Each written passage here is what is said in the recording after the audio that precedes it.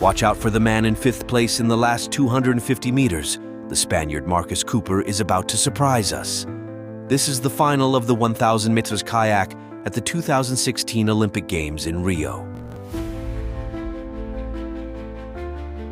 In the last few meters, when strength begins to wane and maintaining intensity is crucial, Cooper starts to advance.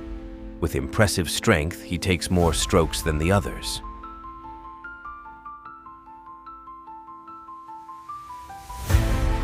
Notice how the leader and the second-place paddler give him quick glances. They realize that despite giving their all, Cooper, like a bullet, is overtaking them.